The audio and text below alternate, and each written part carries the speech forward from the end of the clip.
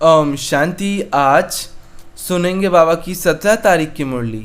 बाबा बोले, मीठे बच्चे, याद में रहे अपने विकर्म की प्रायश्चित करो तो विकर्मजित बन जाएंगे। पुराने सब हिसाब किताब चुक तो हो जाएंगे। आज का प्रश्न है, किन बच्चों से हर बात का त्याग सहज हो जाता है? बाबा उत्तर में बोले, जिन बच्चों को अंदर से वैराग्य आता है वह हर बात का त्याग सहज ही कर लेते हैं। तुम बच्चों के अंदर अब ये इच्छाएं नहीं होनी चाहिए कि ये पहनूं, ये खाऊं, ये करूं। देह सहित सारी पुरानी दुनिया का ही त्याग करना है। बाप आए हैं तुम्हें हथेली पर बहिष्त देने, तो इस पुरानी दुनिया से बुद्धि योग हट जाना चाहिए। आज का गीत है माता ओ माता। ओम शांति। बच्चों ने अपनी माँ की महिमा सुनी। बच्चे तो बहुत है, समझा जाता है बरोबर बाप है तो जरूर माँ भी है। रचना के लिए माता जरूर होती है। भारत में माता के लिए बहुत अच्छी महिमा गाई जाती है। बड़ा मेला लगता है जगदम्बा का। कोई ना कोई प्रकार से माँ की पूजा होती है। बाप की भी होती होगी। वो जगदम्बा है तो वो जगत पिता है।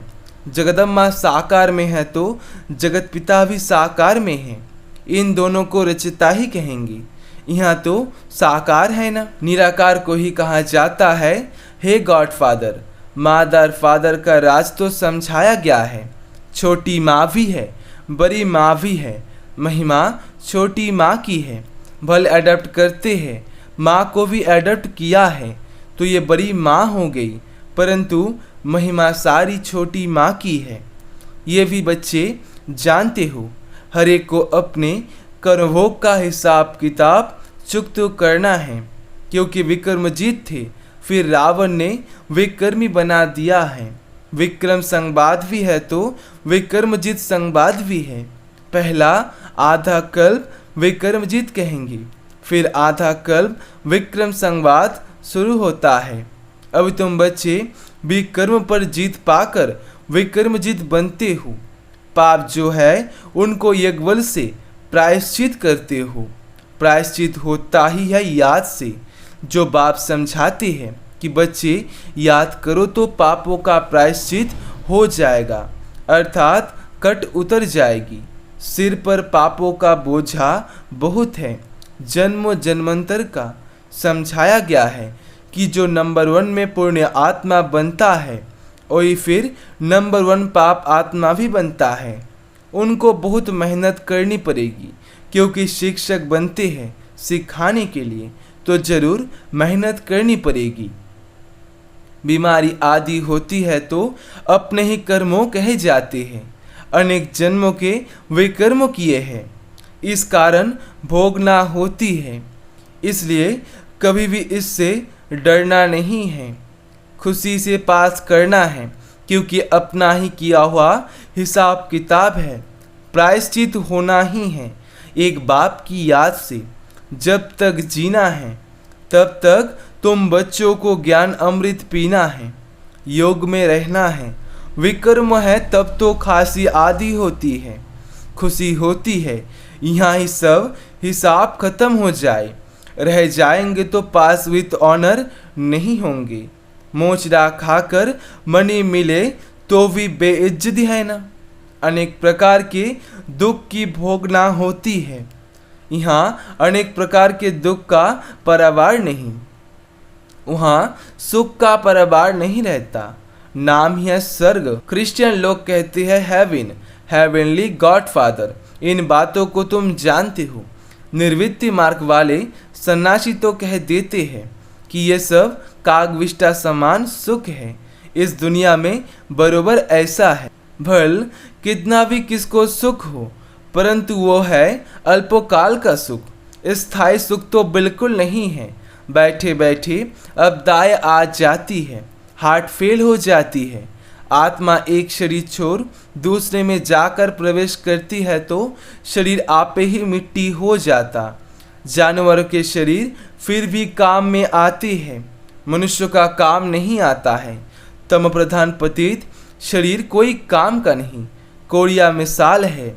देवताओं के शरीर हीरे मिसाल है, तो देखो उन्हों की कितनी पूजा होती है। ये समझ अभी तुम बच्चों को मिली है। यह बेहद की बाप जो मोस्ट विलावेट है, जिसको फिर आधा कल्प याद किया है, जो ब्राह्मण बनते हैं वही बाप से वर्षा लेने के हकदार होते हैं। सच्चे ब्राह्मण बहुत प्योर होने चाहिए। सच्चे गीता पाठी को पवित्र तो रहना ही है। वो झूठ गीता पाठी पवित्र नहीं रहते। अब गीता में तो लिखा हुआ है कि काम महाशत्रु है, फिर खुद गीता सुनाने वाले पवित्र कहाँ रहते हैं। गीता है सर्वशास्त्रमयी शिरोमणि, जिससे बाप ने कोरी से हीरे तुल्य बनाया है। ये भी तुम समझते हो, गीता पाठी नहीं समझ सकते। वो तो तोते मुआफिक पढ़ते रहते हैं। महिमा सारी है ही एक की, और किसी चीज की महिमा है नहीं। ब्रह्मा विष्णु शंकर की भी नहीं। तुम उनके आगे कितना भी माथा टेको, उनके आगे बलि चढ़ो, तो भी वर्षा नहीं मिलेगा। काशी में काशी कलवट खाते हैं ना, अभी गवर्नमेंट ने बंद करा दिया है, नहीं तो बहुत काशी कलवट खाते हैं। कुएं में जाकर कूदते हैं। कोई देवी पर बलि चढ़ते थे, कोई शिव पर। देवताओं पर बलि चढ़ने का कोई फायदा नहीं। काली पर बलि चढ़ते, काली को कितना काला काला बना दिया है। अभी तो है सभी आयरन एज, जो पहले गोल्डन एज थे। अम्बा एक को ही कहा जाता है, पिता को कभी अम्बा नहीं कहेंगे। अब ये कोई भी नहीं जानती। जगदम्बा सरस्वती ब्रह्मा की बेटी है। ब्रह्मा जरूर प्रजापिता ही होगा, सूक्ष्म वतन में तो नहीं होगा। समझते भी है सरस्वती ब्रह्मा की बेटी है। ब्रह्मा की स्त्री तो बताते नहीं, बाप समझाते हैं। मैंने इस ब्रह्मा द्वारा बेटी सरस्वती को एडप्ट किया है। बेटी भी समझती है, बाप एडप्ट करते हैं। ब्रह्मा को भी एडप्ट किया है। ये बहुत गुह्य बातें हैं जो कोई की भी बुद्धि में नहीं है। बाप तुमको अपना भी अंत बैठकर देते हैं, सो तो जरूर सम्मुख ही देंगे ना, प्रेरणा से थोड़ी ही देंगे। भगवान वाच है बच्चे सो जरूर साकार में आवे, तब तो कहेंगे ना। निराकार बाप इन द्वारा बैठ पढ़ाते हैं, ब्रह्मा नहीं पढ़ाते। ब्रह्मा को ज्ञान सागर नहीं कहा जाता, एक ही बाप को कहा जाता है। आत्मा समझती है। ये लौकिक बाप नहीं पढ़ाते, परलौकिक बाप बैठ पढ़ाते हैं, जिससे वर्षा ले रहे हैं। बैकुंठ को परलोक नहीं कहा जाता, वह अमरलोक, यह मृत्युलोक। परलोक अर्थात जहाँ हम आत्माएं रहती है, ये परलोक नहीं है। हम आत्माएं आती है इस लोक में, परलोक है हम आत्माओं का लोक। तुमने राज्य इस भारत में किया है, परलोक पर नहीं। परलोक का राजा नहीं कहेंगे, कहते हैं लोक परलोक सुहाले हो। यह है स्थूल लोक, और फिर परलोक सुहाले बन जाते हैं। वही भारत बैकुंठ था, फिर बनेगा। यह मृत्यु लोक, लोक में मनुष्य रहते हैं, कहते हैं बैकुंठ लोक में जावे। दिलवाला मंदिर में भी नीचे तपस्या में बैठे हैं, ऊपर में बैकुंठ के चित्र बनाए हैं। समझते हैं फलाना बैकुंठ पधारा, परंतु बैकुंठ तो यहाँ ही होता है, ऊपर में नहीं। आज जो ये पतित लोक है वो फिर पावन लोक हो जाएगा। पावन लोक था, अभी पास्ट हो गया है, इसलिए कहा जाता है परलोक। परे हो गया ना, भारत स्वर्ग था, अभी नरक है तो स्वर्ग अभी परे हो गया ना। फिर ड्रामा अनुसार बाम मार्ग में जाते हो तो स्वर्ग परे हो जाता है, इसलिए परलोक कहते हैं। अभी तुम कहते हो हम यहाँ आकर नई दुनिया में फिर से अपना राज्य भाग्य लेंगे। हर एक अपने लिए पुरुषार्थ करते हैं, जो करेगा सो पाएगा। सब तो नहीं करेंगे, जो पढ़ेगा लिखेगा वो होगा बैकुंठ का नवाब, अर्थात मालिक बनेंगे। तुम इस सृष्टि को सोने का बनाते हो, कहते हो ना। द्वारिका सोने की थी, फिर समुद्र के नीचे चली गई, कोई बैठी तो नहीं है जो निकालेंगे। भारत स्वर्ग था, देवताएं राज्य करते थे, अभी तो कुछ नहीं है, फिर सब कुछ सोने का बनाना पड़ेगा। ऐसे नहीं वहाँ सोने के महल निकालने से निकल आएंगे, सब कुछ बनाने पड़ेंगे। नशा होना चाहिए। हम प्रिंस प्रिंसेस बन रहे हैं। ये प्रिंस प्रिंसेस बनने की कॉलेज है, वह है प्रिंस प्रिंसेस के पढ़ने की कॉलेज। तुम राजा लेने के लिए पढ़ रहे हो। वह पास्ट जन्मों में दान पूर्ण करने से राजा के घर में जन्म ले प्रिंस बने हैं। वह कॉलेज कितनी अच्छी होगी, कितने अच्छे कोच आदि होंगे। टीचर के लिए भी अच्छा कोच होगा। सतयुग त्रेता में जो प्रिंस प्रिंसेस होंगे उनका कॉलेज कितना अच्छा होगा। कॉलेज में तो जाते होंगे ना, भाषा तो सीखेंगे ना। उन सतयुगी प्रिंस प्रिंसेस का कॉलेज और द्वापर की विकारी प्रिंस प्रिंसेस का कॉलेज देखो, और तुम प्रिंस प्रिंसेस का बनने वालों का कॉलेज देखो, कैसा साधारण है। 3 पैर पृथ्वी भी नहीं मिलती। तुम जानते हो वहाँ प्रिंस कैसे जाते हैं कॉलेजेज में, वहाँ पैदल भी नहीं करना पड़ता। महल से निकले और ये एरोप्लेन उड़ा। वहाँ की कैसी अच्छी कॉलेजेज होंगी, कैसे सुंदर बगीचे महल आदि होंगे। वहाँ की हर चीज़ नई सबसे ऊंच नंबर 1 होती है। 5 तत्व ही सत्व प्रधान हो जाते हैं। तुम्हारी सेवा कौन करेंगे? ये 5 तत्व अच्छे से अच्छी चीज़ तुम्हारे लिए पैदा करेंगे। जब कोई फल बहुत अच्छा कहाँ से निकलता है तो वो राजा रानी को सौगात भेजते हैं। यहाँ तो तुम्हारा बाप शिव बाबा है सबसे ऊंच, उनको तुम क्या खिलाएंगी? ये कोई भी चीज़ की इच्छा नहीं रखते। ये पहनूं, ये खाऊं, ये करूं। तुम बच्चों को भी ये इच्छाएं नहीं होनी चाहिए। यहाँ ये सब किया तो वहाँ वो कम हो जाएगा। अभी तो सारी दुनिया का ही त्याग करना है, देह सहित सब कुछ त्याग। वैराग्य आता है तो त्याग हो जाता है। बाप कहते हैं, मैं तुम बच्चों को हथेली पर बहित देने आया हूँ। तुम जानते हो बाबा हमारा है तो ज़रूर उनको याद करना पड़े। जैसे कन्या की सगाई होती है या लगन जुटती है तो कभी नहीं कहेगी कि हम पति को याद नहीं करते, क्योंकि वो लाइफ का मेल हो जाता है। वैसे ही बाप और बच्चों का मेल होता है, परंतु माया भुला देती है। बाप कहते हैं मुझे याद करो और वर्षा को याद करो, इसमें मुक्ति जीवन मुक्ति आ जाती है। फिर तुमसे ये भूल क्यों हो जाता है? इसमें है बुद्धि का काम। जवान से भी कुछ बोलना नहीं है और निश्चय करना है। हम जानते हैं पवित्र रहे, पवित्र दुनिया का वर्षा लेंगे। इसमें समझने की बातें हैं, बोलने की बातें नहीं हैं। हम बाबा के बने हैं। शिव बाबा पतितों को पावन बनाने वाला है। कहते हैं मुझे याद करते रहो, इसका अर्थ ही है मन मना भव। उन्होंने फिर कृष्ण को भगवान वाच लिख दिया है। पतित पावन तो एक ही है, सर्वों का सद्गति दाता एक को ही याद करना है।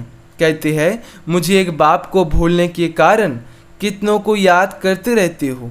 अभी तुम मुझे याद करो तो विक्रमजीत राजा बन जाएंगे।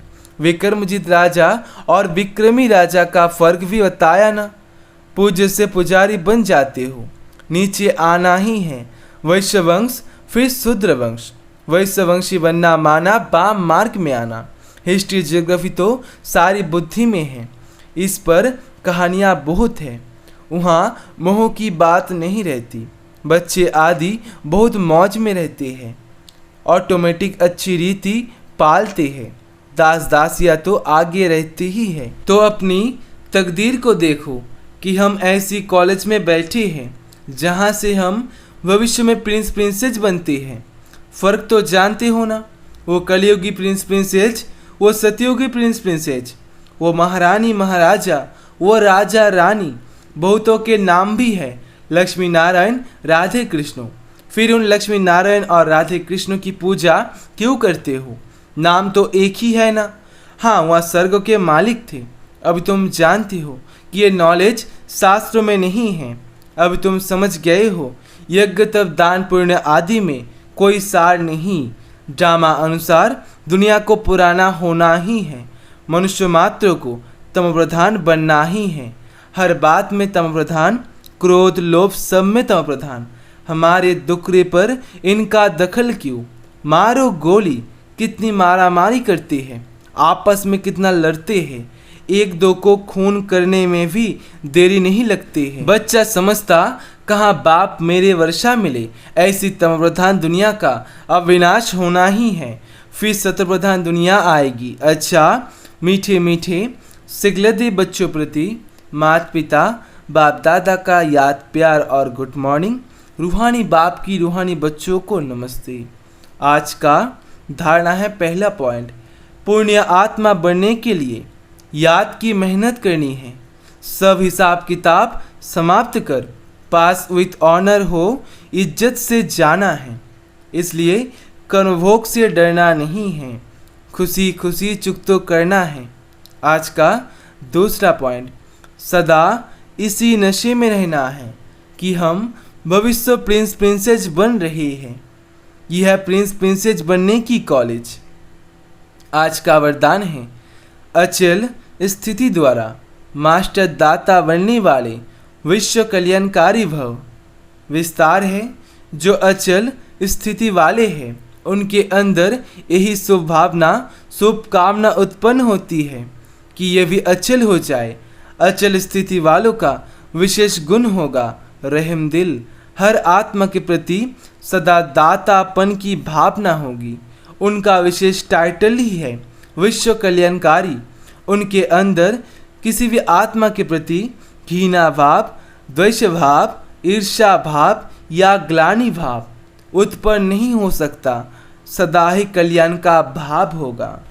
आज का स्लोगन है, शांति की शक्ति ही अन्यों के क्रोध अग्नि को बुझाने का साधन है। अच्छा, ओम शांति।